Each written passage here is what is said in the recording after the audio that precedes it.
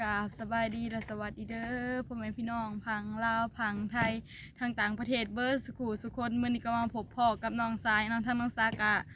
อยู่แถวห้วยมากับไอ้มั่มและก็ไอ้ทงวาสิมาพากันไปสอนปลาโดยสบายดีเนาะ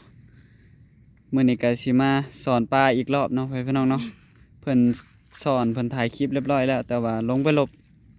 เมื่อกี้นี้เลยพี่น้องเอ้ยถือว่าศูนย์เปล่าไปคลิปนั้น เริ่มใหม่พี่น้องเนาะบาดนี้เริ่มท่อ เพิ่น3-4 เทื่อแล้วเพิ่นเฮ็ดลบทิ่มนี่นะถ่ายคลิปว่างามๆแล้วก็ลบทิ่มว่ากี่นี่ว่าสิให้แม่ FC เบิ่งปลาหลายๆหนึ่งโอเคเนาะสบายดีสบายดีเด้อว่ากี่นี่คลิปว่างามๆหนึ่งหลุดมาเลยตัวใดถ่ายงามแล้วเพิ่นลบทิ่มโลดเพิ่นน่ะสงสัยบ่อยากให้แม่ FC เบิ่งบ่หรือว่าจังได๋อยากให้เบิ่งนั่นแหละอันมาหลีกรถกันเลยแต่อันนั้นถ้าน้องสากะลงเพราะว่าพื้นที่เต็มมื้อนี้แก้ใหม่ก็ได้โอ้เลิกเนาะไปเบิ่งกันเลยไปเบิ่งกันบรรยากาศตรงปลามีแต่ปลาซิวได้ปลาเคยลายตรงเธอหนึ่งก็ได้ปลาเคยลายหนึ่งแต่ทางน้องสาผัดลงไปลบคลิปตัวนาว่าใส่แม่ FC เบิ่งหูสึกเสียใจ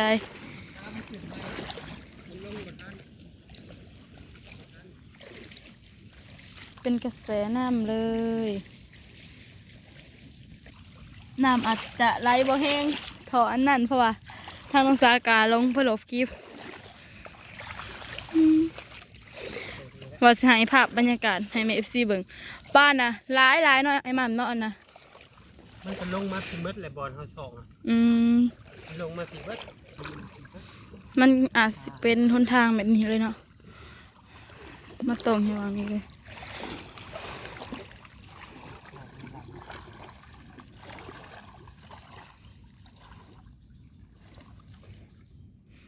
ได้ถ่ายทางล่างได้บัดนี้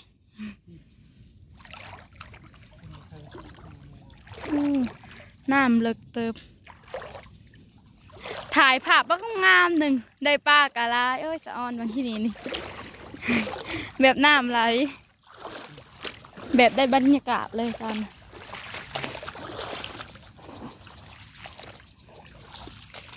ลงไปหลบโอ้ย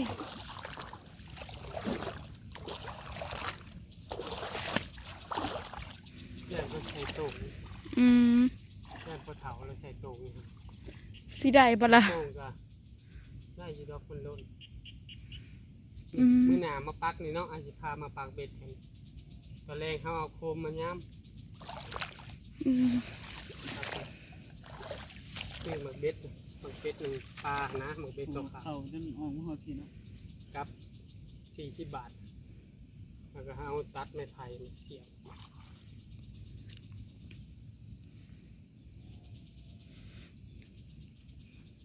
รุ่นกันว่าที่ได้พอทางนี้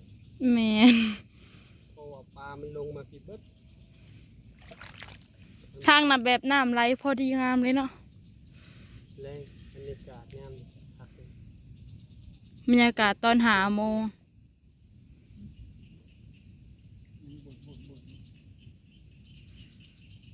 ว่าสิได้หรือบ่ได้มาลุ้นกันนี่เลยปลาที่ได้หันทางน้องสาอัดคลิปลงลบคลิปบ่มีบ่ได้ไปลองสอนอย่างสอนเลย ไปคลิปบางทีนี่โอ้บางงามหนึ่งมันขังบ่แห้งนะปลามันก็ลอยไปได้มันบดลงไป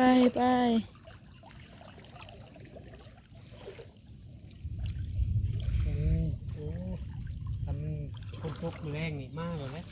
แมนตาเราบริษัทโกงเอามาโต่งเอานะเนาะจากโกงมันก็มาโต่งมาเสียได้เนาะถ้าบุมีบุญแย่งติดตัดกลางมันออกไปซะเอาไม้ปักใส่เลย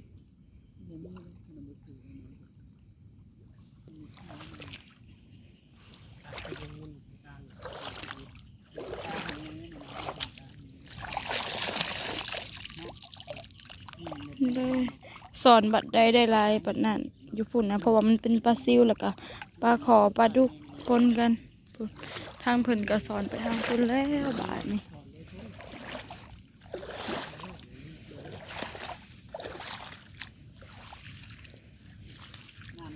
เป็นจังไดกาฝากให้แม่ FC เบิ่งคลิปให้น้องซานี่เด้อเป็นแบบนี้เลยบรรยากาศยามแรงหากินยามแรงหาพอได้กินนี่แหละเพิ่นก็สอนฮอดผีแล้วบัดป่าหน่อไม้มื้อฝนตกเบิดมื้อพอสีแก่พื้นให้พ่อเฒ่ามื้อนี้ก็ฝนตกเบิดมื้อเลยก็เลยบ่ได้ไปแก่ทางน้องซากะแข่งพ้นไปตรงปลากับไอ้ทงเอา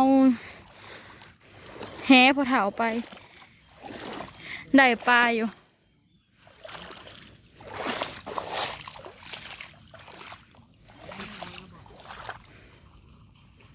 เพิ่นสอนไปทางพุ่นเลยบรรยากาศยามแลง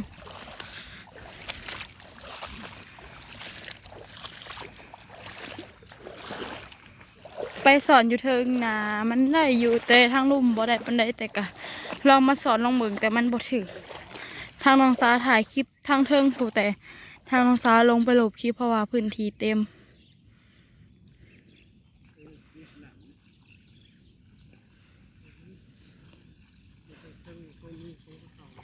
บรรยากาศยามแรงแบบมันจะเป็นน้ำเลยเนาะบ่มีบ่ได้หยังเลยทางไอ้มัมเพิ่นกะตรงปลาคนเดียวทางไอ้ทงเพิ่นกะเขาไปเบิ่งปลาอยู่ในท่อพูนทางไอ้ทงเขาไปเบิ่งปลาอยู่ในท่อเพิ่นได้บ่นะ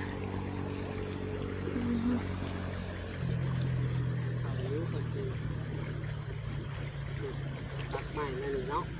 แม่น เอาดูหนานะเขาก็ชัก คันตรงบัดคืนว่าจะว่าสิได้ปลาเนาะ เดินมาเขาชักเนี่ยเอามือหนาไม่เราบ่ต้องจับมัน อืม มันชักที่นี่ออกที่นี่ออกที่นี่ดูไว้แบบเห็นกระเบียดตูงเลย อืม นะครับชักแย่งตัวนุ่งมนเนี่ยเป็นนิดต่อนะ อืม ต่อไปมันก็ไหลลงไปเลยเป็นได้ตัวนี้ผ่านตูงมากเลยก็ใช่เนี่ย ได้บ่นะทางไอ้ทงถามเนาะ ทงได้ปะทงมีปะแน่ไล่มาเลย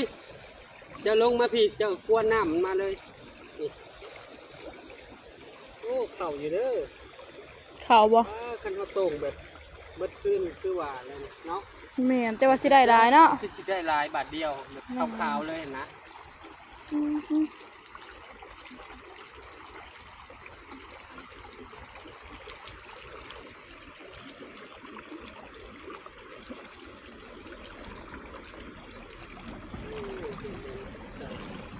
คนเดียวก็ได้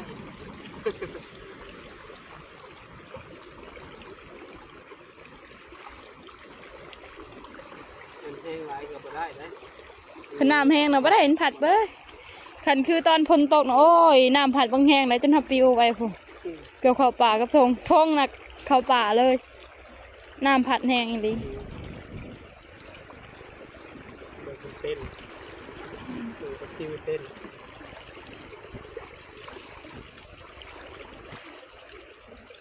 โอ้มาให้ เด็ดออกมา ค เล วย รกวนน้ำลงมาเลยปลามันก็ลงมาเลยแล้วมัน ฮะปลาซิวเพิ่นวะเพิ่นเขาไปอะไรไปซิแม่น มันมีสวิงเขาเข้าไปสอดอยู่ใน สอนอยู่ในท่อเลยเนาะ อืม ท่อนะมันมืดนะเขาไปในข้างหน้า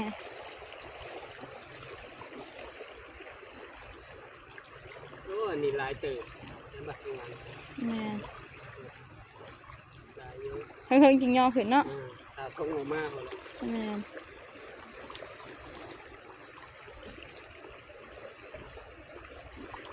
ให้ค่าโน้เป็นบอกค่ากับห้วยพอได้มาตรงน้ำกันว่าสิชวนเจ้าเลยนะ อืม โตโน่พอไปอยู่นั้นแม่ครับมันอยู่แม่แบบ คิดว่าเจ้าบ่อยู่เฮือนแนมเบิ่งเจ้าอยู่อ้าวก็อัดตูเบิดอ่ะ แม่โอ้โทรหาแล้วนั่งตีโทร วบนทางเลย มาพี่ไอ้ทองมาย่อแยงขึ้นเลย ไล่ออกมาเลยเด้อทงจับตัวจับเลยตั้งกล้องเลยบ่มี เฮากับบ่มีคือกัน มือจับสะพายโมเดียวมันบ่ได้นะ คันถ่ายคนเดียวก็บ่ได้เฮาก็คือกันแหละต้องมีหมูถ่ายน้ำจึงถ่ายได้ ตอนมันแห้งคือปลาซิวกระดูกกระดาบอยู่นี่นะ ทางไอ้ทงเพิ่นก็มาเลยเบิ่งลองย่อมึงดูจะว่าร้ายเหรอแต่โดนแล้ว โดนเติบเลยโอ้ปลาขอเดี๋ยวปลาขอ ได้บ่ ปลาขอปลาซิวปลาขอ อื หน่อย มฮึอืม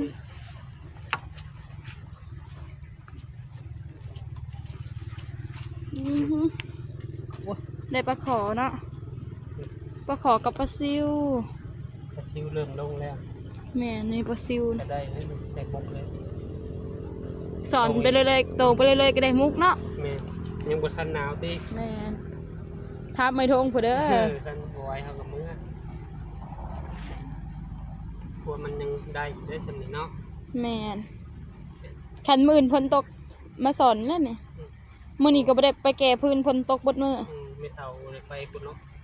แม่น ตกลงกับไปมันยากต้องทางเปิดเนาะ แม่น เป็นไงสิลบนี่ดึงบุแก่ทางสิตมกุ้งเป็นใหญ่เลย แม่นเอาเลยกุ้งก็ นี่มันประกัดป่าเป็นนี่กุ้งจะมาเดี๋ยวประกัดป่าได้ไหม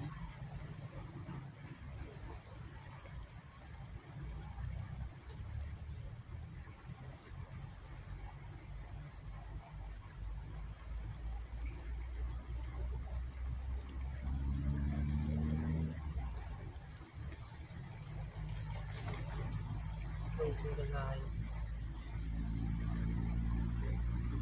จะหน่อยคนแรกหอดเข่าก่อนไปหางม แม่ เข่าน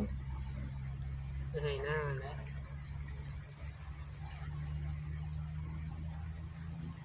หมุนความใหญ่แค่เล่นมู ไปพอแล้วลงสอนอีกก่อนลงตรงอีกบ่เบิ่งอีทงได้หลายปะ ให้คุณบอก ได้ปลาขอ ให้ลุงบอกหรือว่าอยู่นี่เลยเป็นปิดคลิปเลยเนี่ยเด้แล้วแต่เจ้าได้กันเจ้าเลยไปคนว่า ตามใจเลย เนาะอยู่ที่คนคนเดียวว่าเดี๋ยวนี้ แม่น ตายแบบนี้เด้อ เขาเห็นจะเปียกเนาะยันว่าบ่ไหว้เนาะไอ้หม่ำ มาลองตูมอยู่ในนี้ก่อนไปพูดมันตรงบ้านหนึ่งเนาะ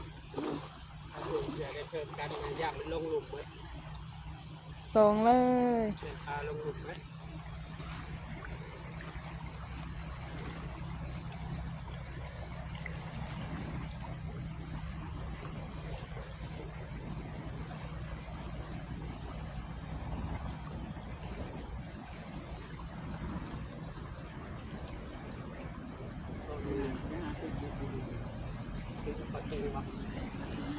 ปลารสน้อยแม่นวะปล่อยมันจิ้มเนาะพอได้อุกินอยู่เนาะ พอได้อูกินปลาขาวก็มี ปลาขาว กุ้งก็มีนี่นะฮะได้ชั้นนี้เท่านี้10 บาทกับห่วย บ่กินเลยเนาะ แม่นแล้วมก ได้หลาย ก็แซ่บเลยอ๋อก็แซ่บเลย แบ่งให้แม่ถ้าเอาน้ำเนาะให้ได้หลายก็ อืม ได้หลายได้หน่อยก็แบ่งคือเก่า นี่เนี่ยใบตอง นอนยังวันนี้ นี่เลย เหนียววะเหนียวเพิ่นนะเอาใส่เลย กินได้ กินได้ แซ่บได้เหนียวนี่อันนี้ก็เหนียวนี่นี่เห็นปะ เหนียวตัวน้อยบ่ แซ่บได้ นี่ปลา เป็นทะยานนะ จะบอกกินบนเหนียว อ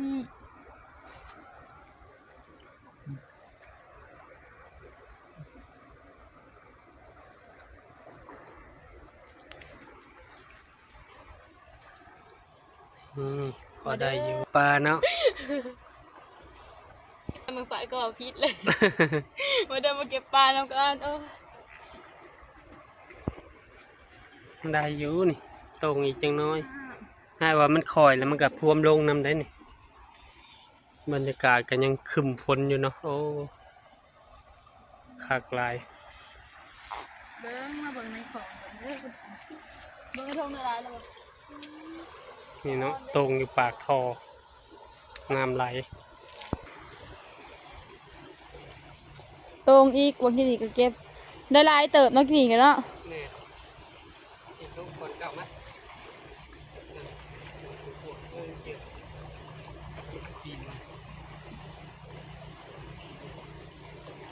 มาเด้อพ่อแม่พี่น้องมาตรงปลานำกันตรงปลาซิวน้อยพอได้กินแรง ลงหลุมมันมีได้ในหนองในหลุมนี่ต้องไปบอกในหนองไม่ว่าไปหลุมดูบอก ไปลูก ได้มัน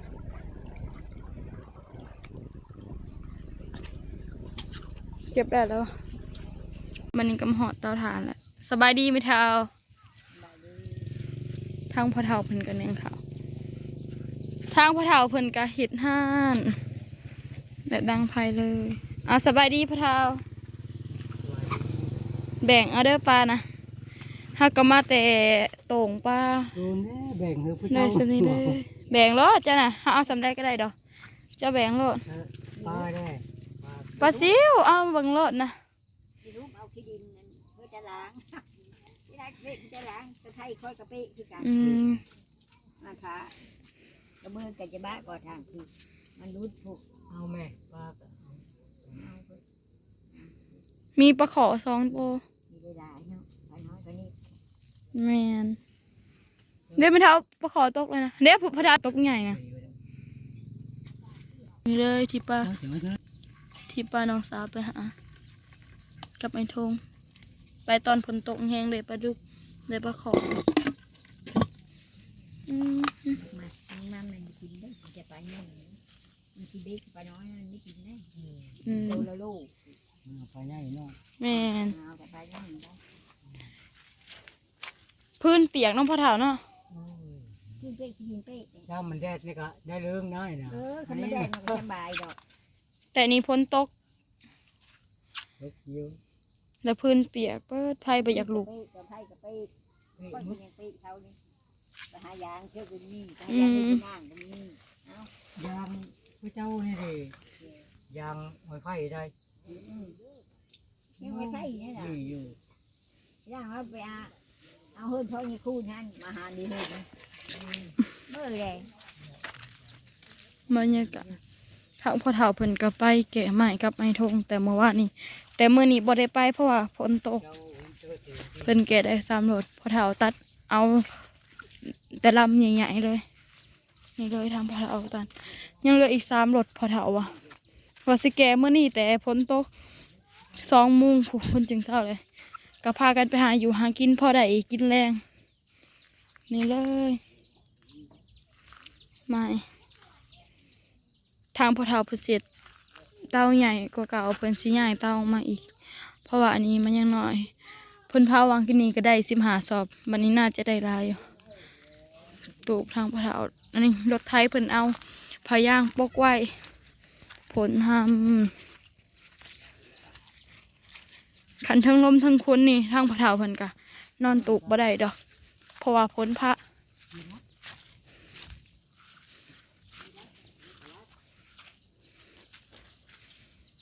2 ชั่วโมง เสียดหยังกินพ่อเฒ่าเอาแมลงกินข้าวนี่ ปลาเนี่ย ต้มบ่ ต้มแก้ว ต้มแต่เอากินทางพ่อเฒ่าเนาะ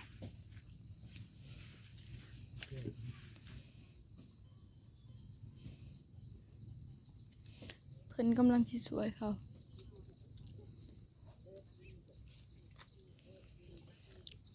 ปลากาได้พ่อมุกอยู่ปลาซิวน้ำลงนะอ๋อพ่อเฒ่าปลาซิวร้ายได้น้ำลง ไปถึงวิกเจ้าได้เนาะ แมนเอาแหย่งนะได้พ่อเฒ่าเอ้ยคันแฮน่ะอันนั้นมันหลอดเอาเบิ้ลเอาปลาซิว รอดแล้ว พ่อเฒ่าเห็ด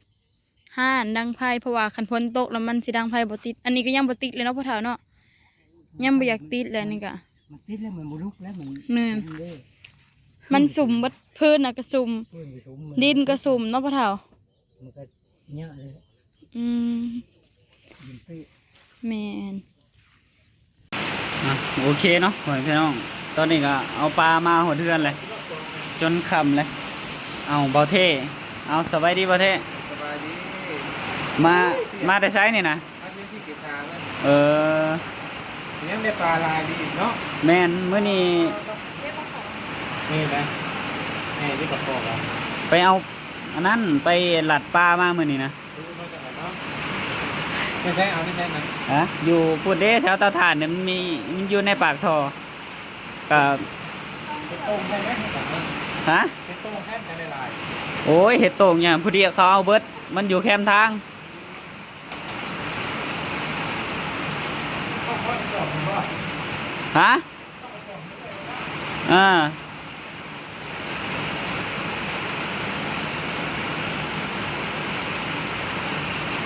โอ้ฝนตกวันนี้ป้าขึ้นได้แบบเนี้ย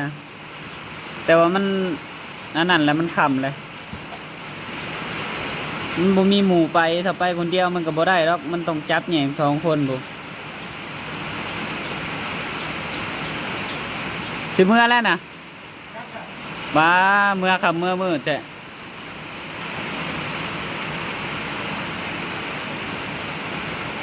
มีกุ้งมีปลาซิวแล้วก็ปลาดุกปลาขอ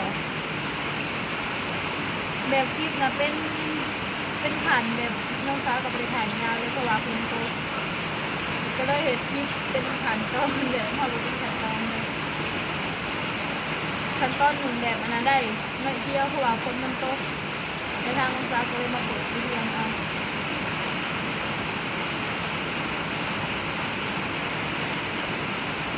แต่ก็คือเป็นตัวอย่าง ช่วงนี้ก็ฝนตกมืดๆเว้นๆหอยพี่น้องเลย คนละประเดี๋ยว โอเคเอาสบายดีฝนตกมืดมืดหอยพี่น้อง ปลา มีปลาขอปลาดุก มีปลาซิวปลาขอปลาดุกมีครบหมดเลย อันนี้ก็จะเป็นปลาขอ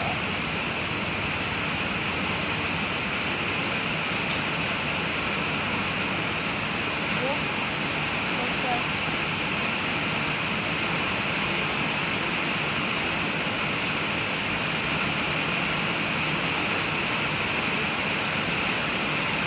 ที่แบบเอาที่เป็นเหนียว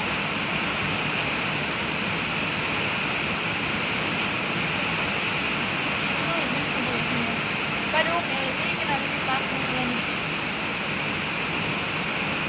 ปลาดุกไหน ว่าวดังๆเด้อเดี๋ยวแม่ FC บ่ได้ยินนะฝนตกแห้งปานนี้ ปลาดุกได้หลายโตอยู่ ประมาณ6-7 โตแถมแบ่งให้พี่เขาทำเอามาเงินกับประมาณ7-8 โตก่อนต้นน่ะ ฝนตกลิ้นหมดมือเลยหอยพี่น้อง แม่ ไปใช้บ่ได้เลยตอนนี้ แต่ว่าแข่งฝนไปได้มื้อวันเช้านี่ก็ได้ ปลาดุก10 โตเลยหนูปลายโตเลย ฮะ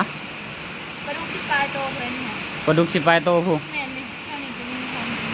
โอ้ เดินมาเป็นไหน หลายเนาะ ที่ได้ดีก็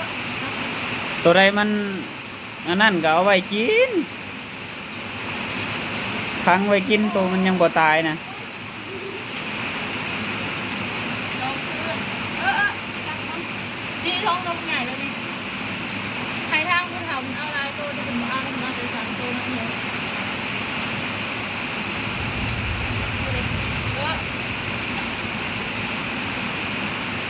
ที่เลือกประมาณ4 โตเยอะยาก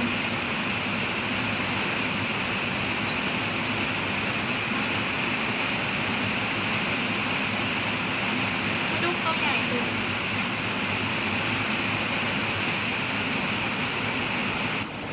นี่มันมีไอ้ท้องยังโมบะจืดยังเหลือแต่ปลาซิวคลิปทางมังสากับแบบทางมังสากับบริขายยาวเลยแบบถ่ายเป็นขั้นตอนเพราะว่าคนมันโตน้อยโทง โดยอะโอ เอาบัด เค นี้ทางน้องซากะที่ได้จบคลิปเพียงเท่านี้ไปพบพ่อกันในคลิปหน้าเด้อเป็นจังไดกระฝากเป็นกำลังใจให้น้องสานี่เด้อกะขอบคุณทางเอฟซีเบอร์สุดทุกคนที่เบิ่งคลิป ของน้องสาวตั้งแต่ต้นจนจบที่บ่ข่าวโฆษณาทางน้องสาวว่าผิดพลาดประการใดก็ต้องขอโทษขออภัยทางFCเบิร์ดทุกคนทางน้องสาวสิขอตัวลาไปเพียงเท่านี้ขอกล่าวคำว่าสบายดี โดย บ๊ายบาย สบายดีพ่อแม่พี่น้อง